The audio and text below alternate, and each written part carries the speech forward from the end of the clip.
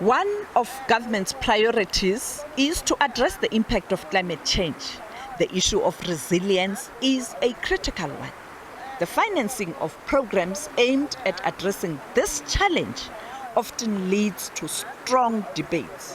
One such debate is about the phasing out of fossil fuel and the use of coal. Developing countries have criticized developed nations for failure to deliver on commitments to assist developing countries in dealing with this challenge of climate change. This is an international community work, and I think we have to commit and to help emerging and developing countries to do much more by getting more finance. We need more solidarity for that.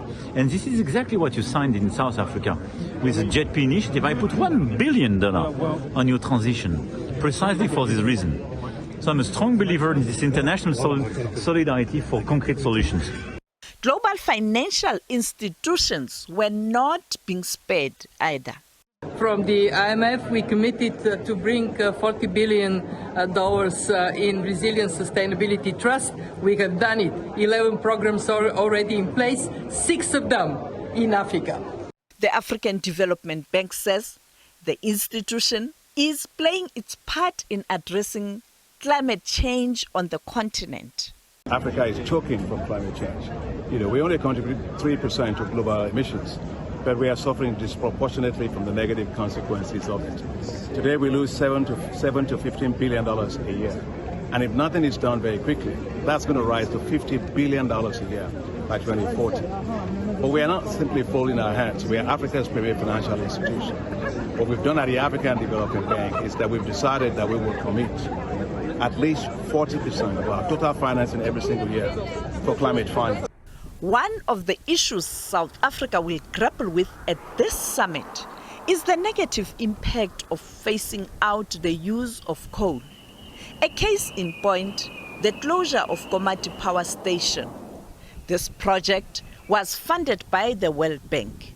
It has led to communities in that area struggling since the closure of the power station.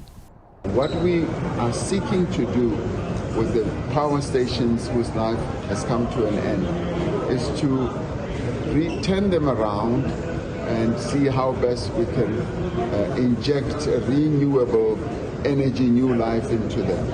And as we do that, we've also always got to take account of the workers who used to work in those power stations and the communities as well, and do everything we can, yes, to leave no one behind.